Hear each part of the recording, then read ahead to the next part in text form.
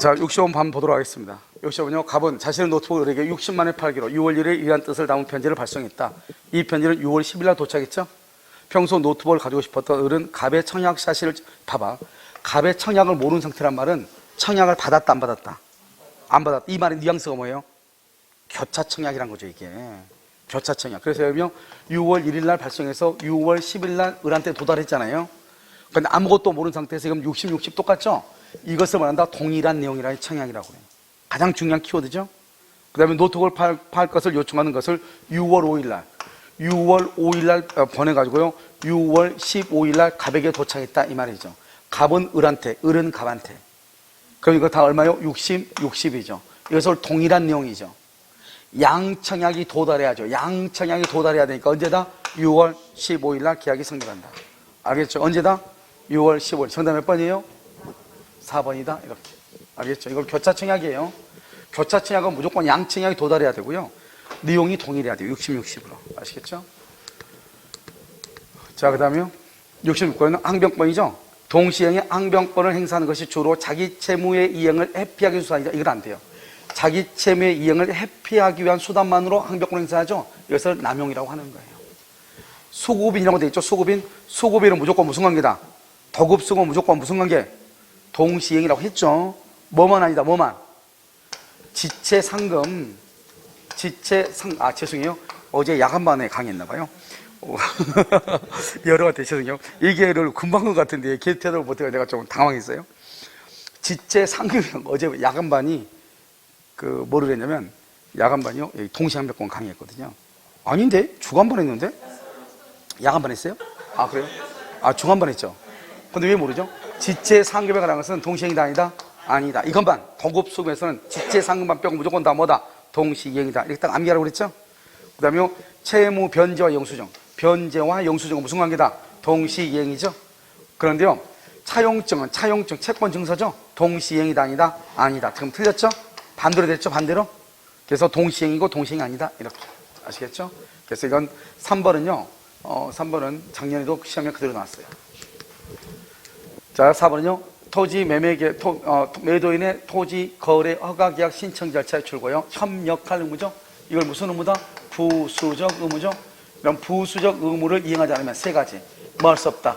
해제할 수 없다. 그 다음에 뭐를 할 수 있다? 손해배상을 청구할 수 있다. 그 다음에 또 뭐? 해제할 수 없다? 손해배상 청구할 수 있다. 그 다음에 법원에 뭐 할 수 있다? 소구할 수 있다. 임대차죠. 이런 임대차는요 무조건 다 동시행이에요. 그래서 임대차에서 보증금 발행과 목적물의 인도는 동시에. 만약에 임대차 등기하고 임차권 등기하고 달라. 임대차 등기는 임차인이 임대인한테 등기를 청구해서 하는 것이고, 임차권 등기는요 보증금을 반환해 주지 않으니까 하는 것이고. 그러니까 임대차 등기가 되어 있거나 또는 임대차가 만료가 되면 다 무슨 관계다? 동시이행이에요. 그런데 임차권 등기는 동시행이다 아니다? 아니다. 그것은 보증금을 먼저 반환해야 돼요. 아시겠죠? 정답 몇 번이에요? 몇 번? 3번이다. 이렇게. 67번은요. 갑은 자기 소유 주택에 대해서 을과 매매계약을 체결하고 계약금과 중도금. 여기서 중요한 것은 중도를 받았다. 왜? 계약금만 받으면 어떻게 되죠? 그것은 사실적으로 우리가 이제 위험 부담이라는 문제가 있어도 여기선 받은 것을 2배를 주고 계약을 해지할 수 있는데, 만약에 이행 불능이 되면 해지란 말이 나오지 않겠죠? 알겠죠? 그래서 중도금만 받은 계약금 중도금을 받은 상태에서 제3자 병에 방하죠. 그러면 제3자 병에 반하는 것은 갑과 을은 잘못이 있다 없다? 없죠. 그러면요 갑은 을에게 대금을 마지 못한다? 청구하지 못하죠. 그러면 을은요 준 계약금하고 중도금의 반환을 할 수 있다? 청구할 수 있다. 갑이 대가 위험은 뭐죠? 갑이 채무자죠. 대가 위험을 부담한다는 것은 대금을 청구하지 못한다 이 말이죠. 알겠죠? 대가를 다른 말로 뭐라 한다? 반대급부라고 얘기하죠. 그래서 반대급부의 위험 이렇게. 2번요. 을은 갑에 대하여 매매 대금을 지급할 의무가 있어 없어? 없죠. 그 다음에 3번. 갑은 이미 지급받은 계약금을 그 을에게 뭐를 해야 돼요? 반환해야죠. 반드시 반환할 필요가 없고요. 도리어요. 어떤 일이 있어도 잔금을 지급하기로 특약할 수 있어요. 왜요? 이건 위험부담은 무슨 규정이니까요? 임의 규정이니까요. 임의 규정. 알겠죠? 뭘 할 수 있다? 특약을 할 수 있다. 이렇게. 갑과 을 상호 간에 채무 불이행. 그러면 채무 불이행이란 말이 무슨 말이죠? 채무 불이행이 돼 있으려면 어떻게 해야 돼요? 일단 후발적으로 누가 채무자가 뭐가 있어야 돼요? 잘못이 있어요. 귀책 사유가 있어야 되죠. 그래서 후발적으로 채무자가 잘못이 있어야 되죠. 이것을 손해배상 청구까지 발생한다 이렇게 되어 있잖아요. 그래서 이런 경우는요, 채무 불이행에 의한 책임은 발생한다 안 한다? 안 하죠. 왜요? 지금은 제3자의 방어라고 그랬잖아요. 채무자가 잘못이 있는 것이 아니잖아요. 그래서 청구할 수 없다. 이렇게. 정답 몇 번이에요? 5번이죠. 금전 소비대차 계약에 기하여 병에게 2억 원을 지급해야 되는 갑은 자기 소유 X 토지를 2억 원에 매수한 을과 합의하여 매매 대금을 병에게 직접 지급하기로 했다. 이렇게요. 병이 소유의 의사를 표시했다. 그러면 병에게 권리가 발생했죠. 을이 갑과 병 사이의 계약이 모요라고 하는 사실을 알았다. 모요라고 하는 갑과 을이요, 갑과 병 사이의 계약이 모요라는 사실을 알았더라도 병의 지급 요구를 뭐 할 수 없다? 거절할 수 없다. 맞아요, 지금요? 지금 여기 보면 병이 지금 뭐랬죠? 수익의 의사를 표시했잖아요. 그럼 병에게 권리가 발생했다 이 말이죠. 을 낙약자는 갑과 병 사이의 계약이 뭐예요? 그걸 대가관계라고 하죠. 대가관계. 대가관계 흠결은 제3자를 위한 계약에 영향을 미친다, 미치지 않는다? 미치지 않죠. 그러니까 거절할 수 있다, 없다? 없다. 이렇게 없다. 2번, 갑이 을에게 토지의 등기를 해주지 않으면, 갑이 을에게 등기해주지 않는다? 갑하고 을하고로 뭐란다? 보상관계죠.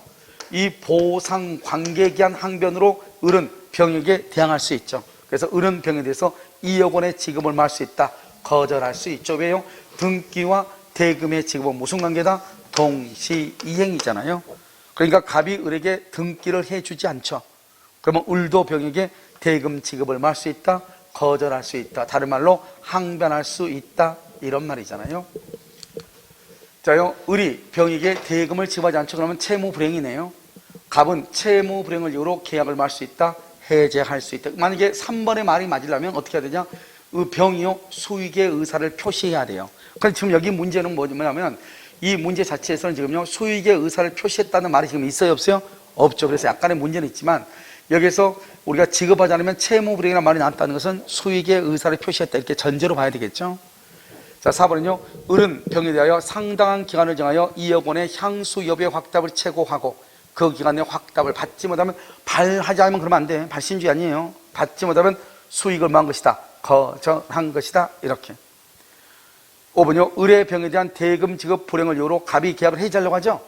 해지할 때는 병은 계약의 당사자도 아니다? 아니죠. 그래서 병의 동의를 얻을 필요가 있어요, 없어요? 없다. 그래서 계약의 당사자는 누구다? 갑과 을이다. 갑과 을이다. 알겠죠? 그래서 병의 동의는 필요가 없다. 이렇게. 동의를 얻어야 된다. 이렇게. 틀렸죠? 정답 5번이죠. 69번 옳지 않은 것은요, 채무자의 기책 사유로 이행불능이죠. 그러면 이행불능, 그 다음에 이행거절이죠. 이행불능, 이행거절, 그 다음에 정기행이죠. 정기행위, 이렇게요. 그 다음에 약정의 조건, 5가지 정도는 알아야 되겠죠. 4가지 정도. 이것은 최고한다, 안 한다? 최고 없이. 2번, 채무자가 계약을 이행하지 아니할 의사를 명백히 표시, 이것을 우리 뭐란다? 이행거절이죠. 이러면 이행거절하고 이행불능은 4대 요건이 있다고 몇 번이겠죠. 첫 번째 뭐 없이? 최고 없이. 그 다음에 언제요? 이행기 전이라도 자신의 채무를 제공할 필요가 있어, 없어? 자신의 채무 제공 없이, 알겠죠? 최고 없이 이행기 전이라도 자신의 채무 제공 없이. 그 다음에 반드시 무슨 말을 해야 돼? 해제의 의사를 표시해야 돼. 최고는 안 하지만 뭐는 해야 돼? 의사는 표시해야 돼. 이게 중요해. 그래서 여기요, 최고 없이 해제할 수 있다 이 말이죠. 3번, 채무자가 불완전 이행을 했고 추환이 불가능하다. 추환은 뭐다? 추환은 추후에 보완한다 이 말이잖아요. 이것을 우리가 말한다? 완전 이행이 말이죠. 완전 이행이 불가능하다. 완전 이행이 불가능해. 그러니까 완전 이행이 불가능하면 이행 불능하고 똑같죠. 이행 불능의 경우는 최고한다, 안 한다? 안 하죠. 그래서 즉시란 말은 뭐다? 최고 없이 해제한다 이 말이죠. 정기행이죠. 정기행은 이런 뭐죠? 정기행은 딱 암기하라고 그랬죠. 계약의 성질. 정기행이란 말이 나오지 않고 계약의 성질 또는요 당사자의 의사표시 이렇게 나올 수 있어. 계약의 성질, 당사자의 의사표시 또는 뭐라고 나온다? 결혼식 애물 이렇게 나올 수 있단 말이죠. 최고한다, 안 한다? 안 하고 최고 없이 해제할 수 있다 이렇게. 그래서 정기행위, 약정의 조건, 이행거절, 이행불능 이렇게. 그런데 여기 봐봐요. 여기 2번에서 이행 거절을 했잖아요. 그런데 이행 거절의 의사 표시를 뭘 한다? 철회한다. 철회. 그럼 뭐 할 수 있다? 철회하면 다시 최고하고 해제할 수 있다 이 말이죠. 철회하면 최고하고 해제할 수 있다 이렇게. 자, 된다요? 자, 이렇게요. 정답 몇 번이에요? 4번. 하나 안 했네요. 계약 당사자 사이에서 계약에서 합의한 약정 해제 사유. 최고한다, 안 한다? 약정 해제 사유가 대표적인 게 뭐예요? 약정 해제 대표적인 게 뭐예요? 계약금 계약은 미리 약정했죠. 언제까지요? 중도금을 지급하기 전까지. 계약금을 준 사람은 포기하고 받은 사람을 2배를 주고 계약을 해지할 수 있다. 그래서 즉시 해지란 말은 최고 없이 이렇게. 자, 4번이죠. 70번은요. 계약금이죠. 매매 계약과 더불어 체결된 계약금 계약은 무슨 계약이다? 낙상 틀렸죠? 무슨 계약이다? 요물 계약이고 또 무슨 계약? 종된 계약이다. 이렇게. 요물 계약은 종된이죠. 종된 계약은 모두 몇 가지가 있다? 3가지. 계약금 계약하고 또 보증금 계약하고 또 환매 특약이 있고 환매 특약이요. 요물 계약은 뭐가 있다? 현상 광고, 대물 변제, 계약금 계약, 보증금 계약 이렇게 4가지. 매매 계약 성립 전이고 후고 관계없죠? 계약금의 지급 시기는 중요하지 않죠. 성립 후에 교부됐다. 그것도 계약금이다. 이렇게.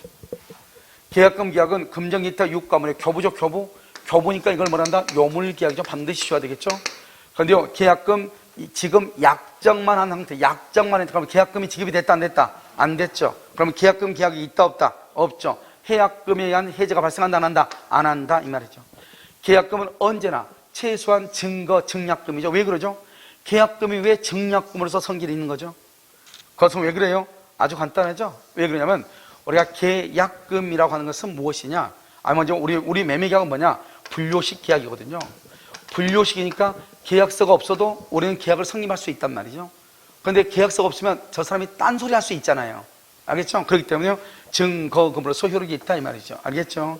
요즘 이제 가장 법조계에서 가장 크게 문제가 되고 있는 게 녹음이란 말이죠. 상대방의 대화를 녹화하는 것. 우리 보통 보면 이제 지금은 다 전화 녹음 어플이 있어가지고 상대방하고 나하고 대화하는 거 있죠. 그것은 자동 녹화가 가능하거든요.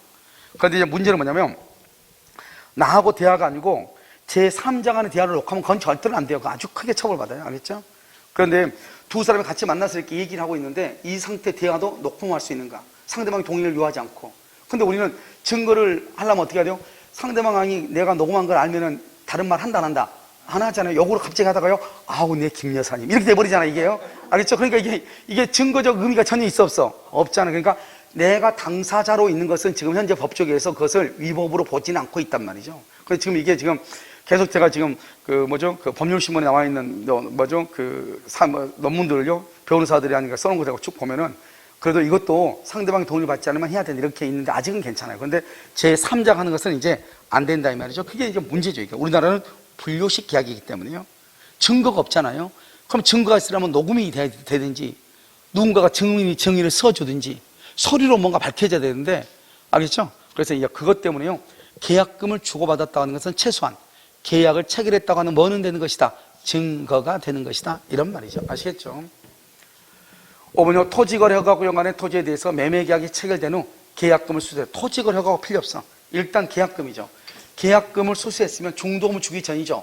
허가를 받든 말든 계약금을 수수했죠. 언제 전까지? 중도금 전까지 계약을 말 수 있다. 해제할 수 있다. 받은 사람은 2배로, 준 사람은 포기하고 뭐 할 수 있다? 해제할 수 있다. 이렇게. 아시겠죠? 정답 몇 번이죠? 몇 번? 1번이요? 이렇게. 자, 갑을 사이에 1000평방미터에 대한 매매계약서. 항상 이런 문제가 나오면요. 이렇게 나오죠. 전보가 타인이다. 전보가. 그 다음에 여기요. 100평방미터 중 300이 병소이다. 그러면 일부가 타인이다. 이 말이죠. 3번은요. 지상권이 설정됐다. 지상권. 그러면 용익 권능의 제한이다. 이런 말이죠. 그러면 여기서 이제 보면 전보가 타인이죠. 전보 타인 딱 나오면 이걸 먼저 보기 전에 나름대로 생각을 해. 왜냐면 우리가 대금 감액하고요. 대금 감액하고 계약 해제권하고 손해배상하고 제척기간이라고 하는 것이 있잖아요. 제척기간은 선인 경우는 언제부터? 앞날이고요. 악인 경우는 언제부터? 한 날이잖아요. 이것만 가지고 이제 이게요, 나름대로 빨리 한번 보면 되는 거죠. 이렇게요. 어떻게 한다? 우리가 전부 타인의 권리는요, 대금 가명은 없잖아요. 계약 해제는 뭐를 분문하고? 선, 악을 분문하고, 손해배상은 누구인 경우? 선인 경우. 무슨 이익 배상이다? 이행이익 배상이다. 재치간이 있다 없다? 없다. 이렇게 딱 보고 나서 이걸 보면 되죠. 갑이 권리를 취득하여 을에게 이전할 수 없을 때, 을은 선악을 묻지 않고 계약을 할 수 있다. 해제할 수 있다. 그러니까 만약에 이걸 보고 생각하려면 맞니 틀린지 헷갈릴 수가 있어. 알겠죠? 그러니까요, 여기는 일부 타인이죠. 이러면 일부 타인은 뭐예요? 일부가 타인인 경우는 뭐를 분문하고요? 일부 선악을 불문하고 대금감해. 선인 경우 계약해제, 선인 경우 손해배상. 이 또 무슨 이익 배상이다? 이행이익. 선인은 안 날로부터 몇 년? 1년. 악인은 한 날로부터 몇 년? 1년. 이렇게 안 날, 한 날 이렇게. 일부 타인이잖아요. 보면 선악을 묻지 않고 대금 감액을 받을 수 있다. 청구할 수 있다. 그래서 대금 감액을 청구할 수 있다. 선악 불문하고 이게 나오잖아요. 용익권능이죠. 용익권능의 경우는 어떻게 하죠? 용익권능의 경우는 대금 감액 없죠. 선인 경우 계약해제, 선인 경우 손해배상이죠. 안 날로부터 몇 년이다? 1년이죠. 문제는 계약 해제는 목적을 달성할 수 없을 때죠. 목적을 달성할 수 없을 때. 그런데 이 사실을 알고 있다. 그러면 담보 책임이 있다 없다? 없다. 왜요? 누구만 되니까? 선이만 되니까. 선이만. 악인은 된다 안 된다? 안 된다 이 말이죠. 악인은 안 된다. 자, 그 다음에요. 자, 4번은요. 갑을이 1000평방미터 수량을 지정하여 매매했죠. 그런데 800밖에 안 되죠. 그러면 수량 부족이죠. 자, 수량 부족은요. 수량 부족은 또 보면 되죠. 수량 부족은 선인 경우 대금감액, 선인 경우 계약해제, 선인 경우 손해배상, 안 날로부터 1년이다 이 말이죠. 선이만. 그리고 역시요. 을은 선악 불문하고 대금감액. 된다 안 된다? 안 되죠. 누구만? 선이만. 이렇게. 자, 저당권이 존재죠. 저당권이 존재했다고 해서 담보 책임이 생기잖아요. 저당권이 뭐를 해야 돼? 실행한다는 말은 뭐가 돼야 돼? 경매가 되면요. 저당권이 경매가 되죠. 그러면 대금감액 없죠. 여기는 선악 불문하고 계약해제, 선악 불문하고 손해배상, 재직권은 없잖아요. 선악 불문하고 계약해제, 선악 불문하고 손해배상. 알겠죠? 그래서 그럼요, 이것은 우리가 제가 만들어 놓은 박스가요, 다른 기본 교과서와 다르게 해놨기 때문에 어떻게 한다고 그랬죠? 대금 감액은 일부란 말하고 부족이란 말이 있을 때만 대금 감액이다. 다른 데는 절대로 대금 감액이 없죠. 자, 두 번째는요, 계약의 해제와 손해배상은 선인은 다 된다. 그 다음에 전부 타인의 권리는 선악 불문하고 계약을 해제할 수 있다. 저당권은 뭐를 불문하고? 선악을 불문하고 계약 해제, 손해배상이다. 선인은 언제부터? 안날. 악인은 언제부터? 한날. 전부 타인의 권리는, 일부 타인의 권리, 두 가지는 타인의 권리는 무슨 이익 배상이다? 이행이익 배상이다. 알겠죠? 정답 몇 번? 3번. 4번 이렇게. 자, 72번요. 1번 환매의 목적물은 특별한 제한이 없으므로 동산, 부동산 그 밖에 재산권이 환매의 목적물이 될 수 있고요. 2번 환매권은 등기하죠. 그래서 등기야 대항하고요. 재매매 예약 관계권도 가등기하면 대항할 수 있죠. 환매권은요, 재산권이에요. 그러니까 채권자 대위권 양도 상속할 수 있죠. 그런데 뭐는 안 된다? 가등기는 안 돼. 환매는 언제나 무슨 등기한다? 부기 등기라고요. 4번 매매의 목적물이 부동산이죠. 그럼 매매 등기를 한 후 큰일 나. 매매 등기를 한 후 그러면 안 돼. 갑이 을한테 처분하죠. 처분하면서 동시에 그래야지. 한 후 그러면 안 된다고. 가장 중요한 키워드가 한 개가 뭐예요? 동시에. 그 다음 또 한 가지는 뭐예요? 연장된다 안 된다? 안 된다. 이 두 가지가 제일 시험에 많이 나온다고 했잖아요. 동시에 연장할 수 없다 기간은요. 그 다음에 환매 기간 안에 매매 대금과 매매 비용 이 두 가지를 뭐라고 한다? 그래서 환매 대금이라고 하죠. 환매 대금을 제공하지 않으면 환매할 권리를 잃는다 이 말이죠. 아시겠죠? 그래서 매매 등기를 한 후 큰일 나. 매매 등기와 동시에 이렇게. 정답 몇 번? 4번. 73번. 을은 석조 건물 소유의 목적으로 갑으로부터 그 소유 토지를 임차한 후 그 토지를 신축하여 보존 등기를 했다. 재밌는 말은 지금 건물을 이 말을 여러분 봐봐. 갑으로부터 을이 임차인인데 건물을 을이 짓고 여기다 등기했다는 거야. 이게 중요해. 왜 그런다? 왜 등기하냐? 건물에 관한 등기를 무슨 등기로 본다? 토지 임대차 등기로 본다. 그 말은 이 을은 뭐가 생긴다? 대항력이 생긴다. 그러니까 대항력이 생기니까 아마 분명히 여기서 토지 소유자가 바뀌었다 이런 말이 나올 거예요. 알겠죠? 그러면 석조 건물이다, 이 저물이다 문제를 보지 않아도 보통 지상물 매수 뭐 이런 것이 나올 수 있겠네요. 만약에 나오면은 갑한테 행사해야 되지만 병한테도 행사할 수 있다 없다? 있다. 뭐가 있으니까? 대항력이 있으니까. 그러니까 여기서 보면 건물을 신축하고 보존 등기를 했다. 그러면 이 등기를 임차권 등기로 본다 이 말이죠. 그러니까 뭐가 생긴다?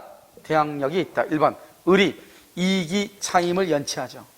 이익이 차임을 연체했죠. 그러면 계약을 말 수 있다. 해지할 수 있죠. 2번 을이 병에게 건물의 소유권을 양도한다. 건물의 소유권을 양도하면서 갑의 동의를 얻지 않고 임차권도 양도했다. 그러면 된다 안 된다? 안 되죠. 임차권을 양도할 때는 임대인의 동의가 있어야 되고 없으면 임대인은 뭐 할 수 있다? 해지할 수 있다. 그래서 주장할 수 없죠. 주장한다는 것은 대항할 수 있다는 말이잖아요. 주장할 수 없다. 3번 갑을 사이의 임대차의 전속기간은 원칙적으로 몇 년을 넘을 수 있다? 20년을 넘을 수 있다. 없다는 옛날 말이에요. 옛날에는 20년이 최대한이었어요. 임차권이요.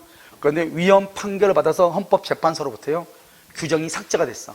그러니까 항상 시험이요 임대차의 전속기간은 20년을 넘을 수 없다 이렇게 나올 수 있어. 그건 옛날 규정이에요. 지금은 넘을 수가 있는 거예요. 알겠죠? 원칙적으로 넘을 수가 있어요. 4번은요 임대차 기간에 약정이 없다. 갑에 의한 해지 통고죠. 해지를 통고했단 말은 갱신을 안 해준다 이 말이잖아요. 그런데 임차에는 지금 뭐가 있다? 대항력도 있고 그렇기 때문에요 지상물 매수 청구는 을의 계약갱신 청구 유무에도 불구하고 뭐가 된다? 인정. 만약에요 갑이 가만히 있으면요 을이 먼저 기간이 만료가 되면 갱신을 청구하고 갱신을 해주지 않으면 지상물 매수를 청구하는 거잖아요. 그런데 지금 여기는요 임대인이 해지 통고를 했다고 하는 것은 갱신을 해줄 생각이 없다 이 말이잖아요. 바로 지상물 매수를 할 수 있다. 청구할 수 있다. 갱신을 청구하지 않고. 5번 건물이 갑 소유 토지와 제3자 소유 토지 위에, 이게 중요하죠. 다른 사람의 토지 위에 건물이 있을 때는 여기서 구분 소유가 되면은 그 부분만 매수를 청구할 수 있지만 원칙적으로 전부의 매수를 청구할 수는 있다 없다? 없다. 그래서 지상물 매수 다른 토지 위에 걸쳐져 있을 때는 전체의 매수를 청구, 이건 절대로 안 돼요. 전체 매수를 청구할 수는 없다. 구분 소유를 할 수 있는 부분, 아파트처럼요 구조상 용상 독립성이 있으면 그 부분에 한해서 청구할 수는 있어도 다른 사람의 토지 위에 있으니까 갑의 토지하고요 A 토지하고 이렇게 건물이 있잖아요. 남의 토지 위에 있는 건물을 사가지고 뭐 하겠어요. 그래서 이 부분에 해당하는 것만 매수는 청구할 수 있을지언정 전부의 매수는 된다 안 된다? 안 된다. 그래서 전체 매수 청구 안 된다 이 말이죠. 알겠죠? 그래서 4번 5번은 지상물 매수에 관한 것이죠. 정답 몇 번이다? 5번 이렇게. 자 74번요 부속물과 비용이죠. 그럼 부속물과 비용은 어떻게 되냐면 봐봐요. 우리가 이제 이렇게 토지가 이렇게 있잖아요. 건물 있죠. 여기에 증축을 하잖아요. 이 증축한 것이 독립성이 있느냐 또는요 독립성이 없느냐 이 말이죠. 독립성이 있다. 그럼 이것을 뭐다? 부합이 아니다. 구성 부분이 아니다. 알겠죠? 아니다. 이것을 우리는 뭐라 한다? 이것을 부속물이다 이렇게 얘기하고요. 독립성이 없다. 그러면 부합이다. 부합이다. 다른 말로 구성 부분이다. 그 다음에 여기요 비용이다 이 말이죠. 이때 비용에는 뭐가 있다? 필요비가 있고 뭐가 있다? 유익비가 있다. 유익비. 그래서 유익비는 전속기간이 반드시 종료가 돼야 되고요. 필요비는 지출 즉시 청구할 수도 있고요. 이 부속물은 반드시 토지에는 안 되고 건물 기타 공작물이고요. 임대차 기간이 종료가 돼야 되고요. 채무 불이행이 없어야 되고요. 그 다음에 반드시 임대인의 동의나 임대인으로부터 뭐를 해야 돼요?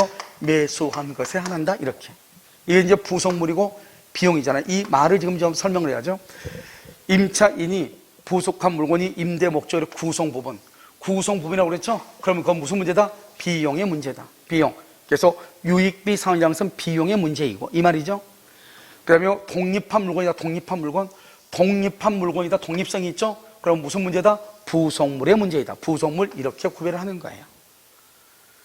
2번은요 임대차 계약이 임차 내 채무 불이행이죠. 채무 불이행이 있으면 두 가지가 안 된다고 그랬죠. 부속물 매수하고 지상물 매수가 된다 안 된다? 안 돼. 그래서 부속물 매수를 청구할 수 없다. 지상물 매수를 청구할 수가 없다 이런 말이죠.